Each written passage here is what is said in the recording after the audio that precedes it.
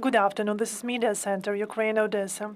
Our first briefing today is dedicated to the presentation of the project Cultural and Educational Content Project Study, Understand, Live by the NGO Center of Amazing History, Oleshshia. Our speakers are Vitaliy Malitsky, author of animation and editing of historical lectures, Oleksandr Babich, author of the text and script, and Oleksii Biletskyi, the art director of the project. Oleksii, the floor is yours. What is the project about, and what is Oleshshia? Thank you very much for invitation and for your question. Oleshshia is by many confused by Oleshshia, which is still occupied in the Kherson Oblast, but Oleshshia is another a settlement that used to be not far from Kherson, and it is still not started properly because during Soviet times it was important for them to say that nothing was in the south of Ukraine. And the aim of our project is to study our history, our culture, and this project is the part of the bigger one. We understand that the war is not only physically in our country, but should create some content that will change the mindset and the cultural attitude to what we have in our country. We were supported by our international donors, and we call it a content project because it covers 3 areas: historical lectures or animated lectures and videos about the history of Ukraine. Oleksandr will share more details. The second domain were the painting lessons for adults and children, because during shelling, when people stay in bomb shelters, when people are in displacement centers, it is very difficult for people, especially if they have small children. And these painting lessons are a kind of art therapy for these people. This is not only about some techniques of painting, but that is also a historical painting project. On the right on the screen, you can see our QR code, and you can take a photo of it to get to our YouTube channel. This third domain was dedicated to historical lessons, but it is more about how to learn Ukrainian. But it is about how to not to be afraid of speaking Ukrainian. We have 6 historical lectures, language classes. We have 10 of them, and 10 painting classes. As for history, I can give floor to Oleksandr, who is an expert in this area. Thank you, Oleksii. Oleksandr, could you share more details about these lectures? Do you offer some new formats for them to be more understood by people, especially those who have never learned Ukrainian history before? Now we are facing the situation when the history of Ukraine was interpreted by Russia, by the Soviet Union. We lost our struggle when it comes to teaching Ukrainian history, and Russians filled in this gap in libraries, in cinematography, YouTube, TikTok. So Russians just try to destroy the real history of Ukraine. And we are now trying to change the situation. So the project compares the real history and incorrect facts provided by Russia. And some Ukrainian historical facts were hidden, and our audience had no opportunity to learn about them. And we offer a simple format to compare these gaps to explain how Russia has taken from us the term of Rus and how we can take it back. One episode is dedicated to the state systems, and we exclaimed why Ukrainians are more inclined to democracy and freedom, and why it is easier for Ukrainians to build their democratic future compared to totalitarian Russia. One more episode is dedicated to the differences in our legislative systems. Another episode is dedicated to commercial system and how it has been changed in Ukraine and Russia over all these years and centuries. And the last episode is dedicated to differences in our languages. Why are we explain why our language is richer than Russian language and why we should speak Ukrainian and not Russian if we want to continue building up our independent state. We believe that our format, and Vitaliy will share more details about format because he is an author of animation, but my task as a scriptwriter, as a historian, was to find interesting facts that for children and adults and elderly people, and to be precise about facts. And because as soon as because we can see that Russians tried to find some incorrect facts in our videos as soon as we published them, but they were not able to do this because we have verified everything several times. And now a few words about the format. Vitaliy, just a few words about it, because as far as I remember, these lectures are in animated form. And how do you develop animation? How did you select the style of your work? Good afternoon, my name is Vitaliy, and as it has already been mentioned, I was responsible for animation and editing for this project. I did not think long about the format because we all understood that it should be something beautiful, something simple, for people to be interested in these videos and for people to be proud of being Ukrainians. But this is not about the format, this is about the general idea. We have two more designers. I did not paint anything, did not draw anything, because I was the author of animation in general.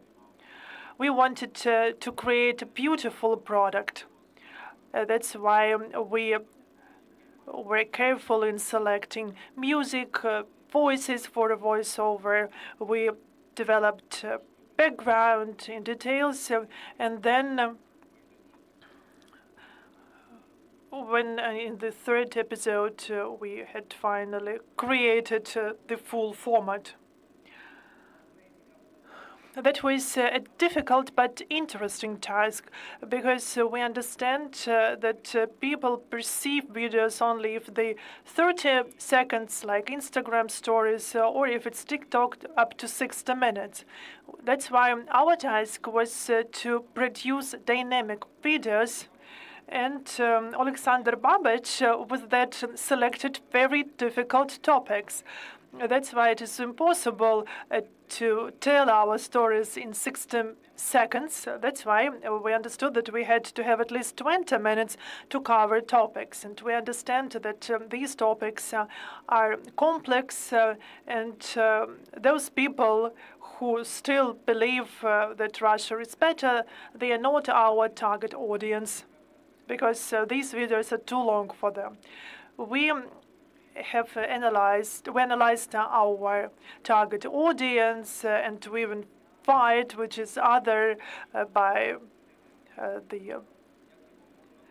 until the late evening, how to tell our story at least in 50 minutes.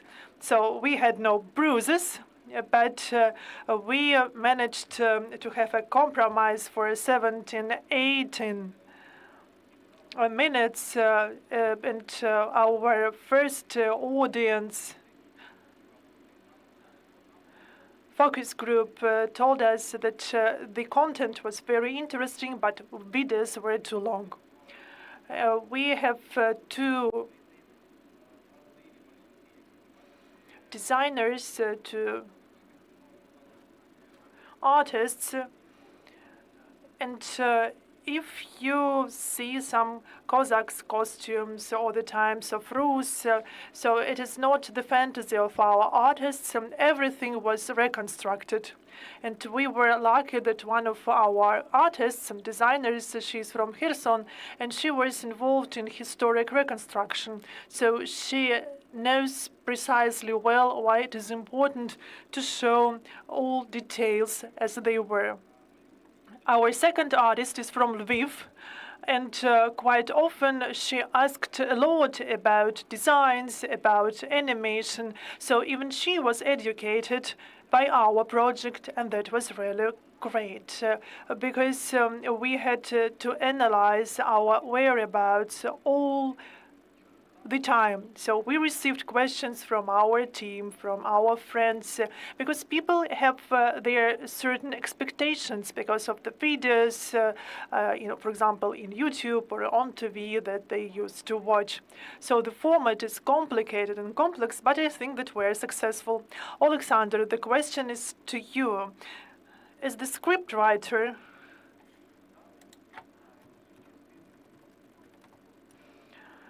is the information in your lectures are the part of the school curriculum?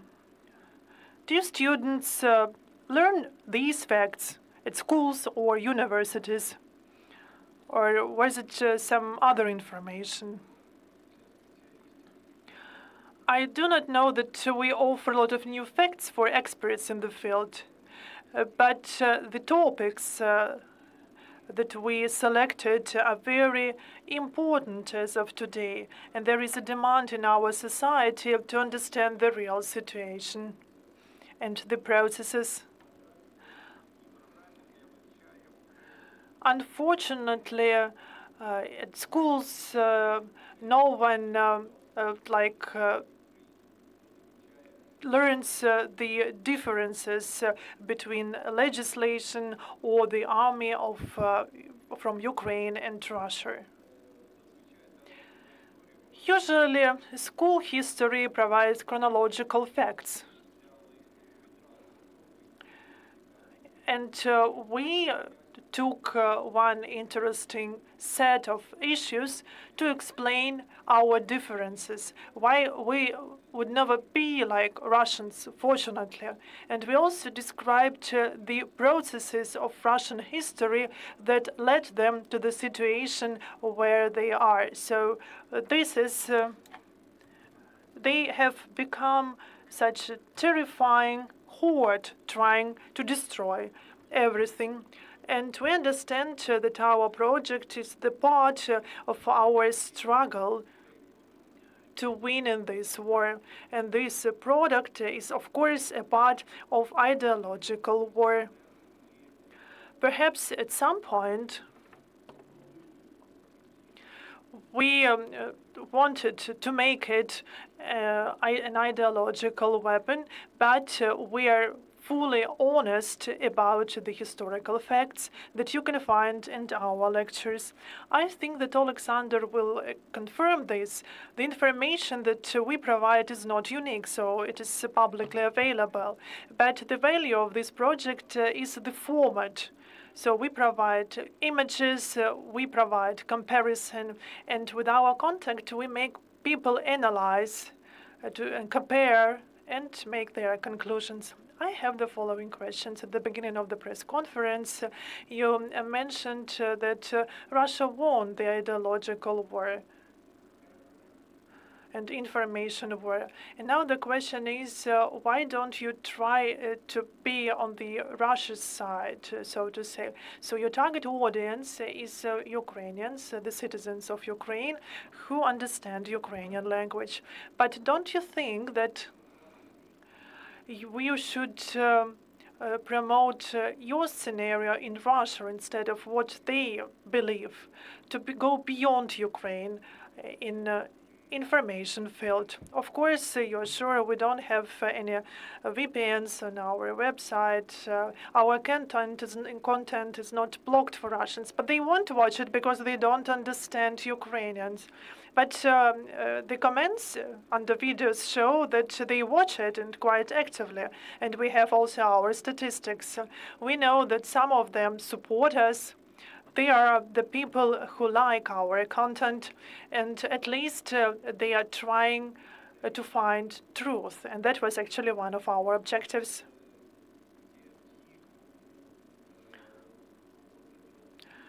There are people who are irritated with our videos, and this is great. And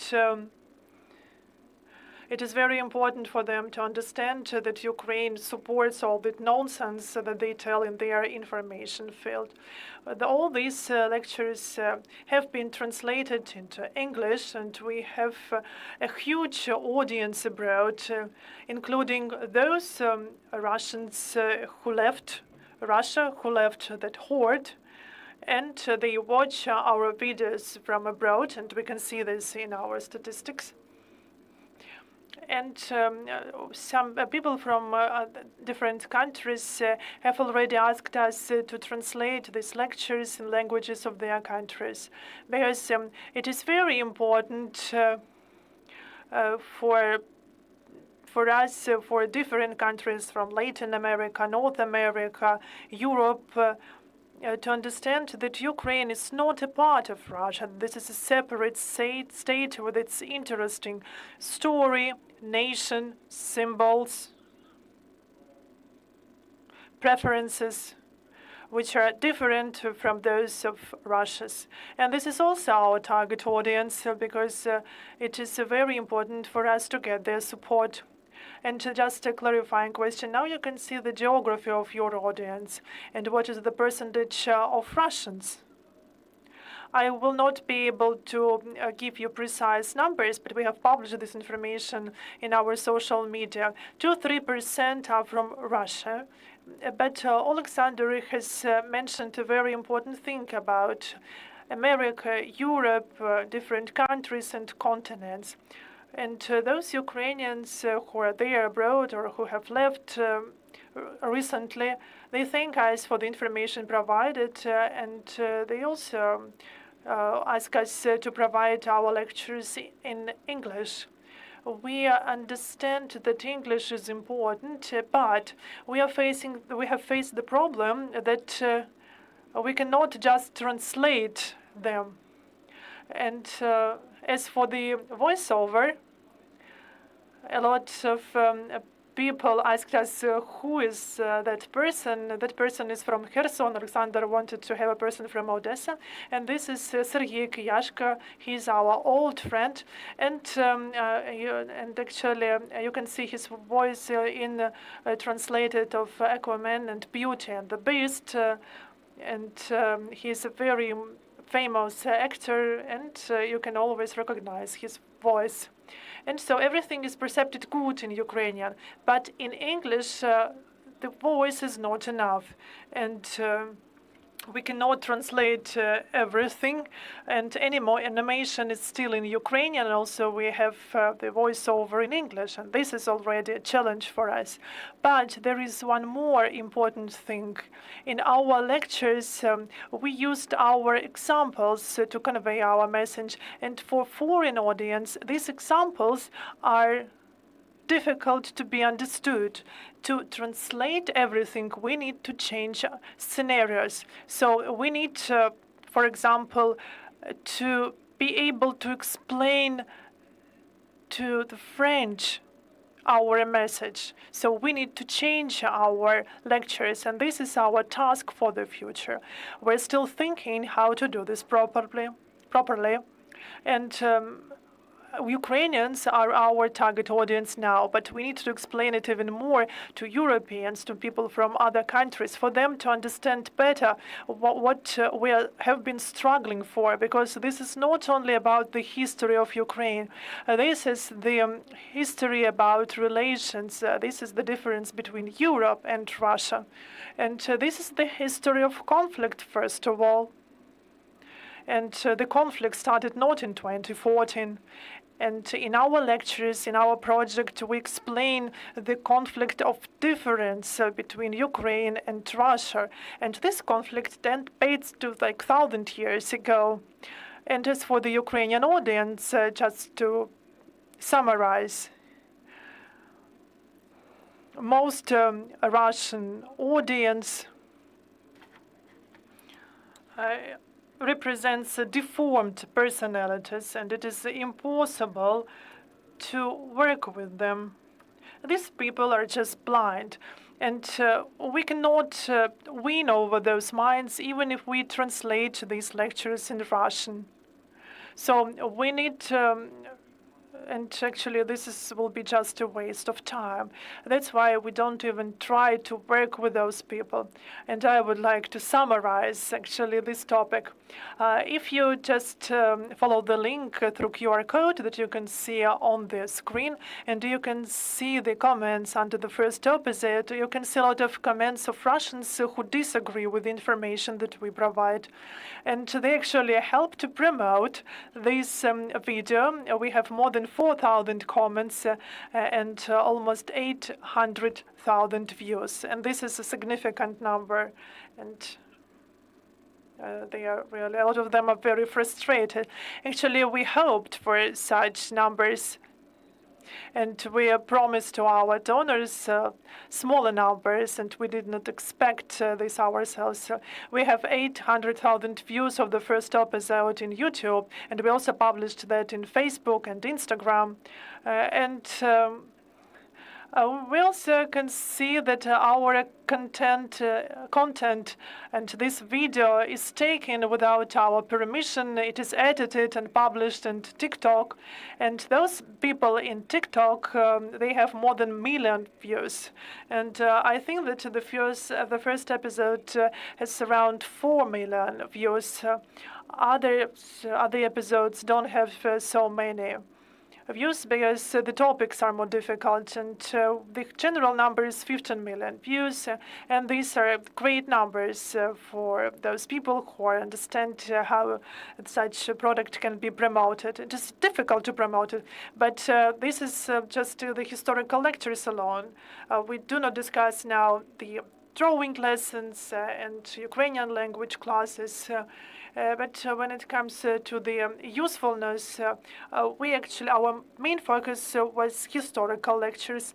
Some training centers in the armed forces of Ukraine also take our lectures to show to the military, and we also have the feedback in the form of the photos when and we can see our servicemen watching our materials.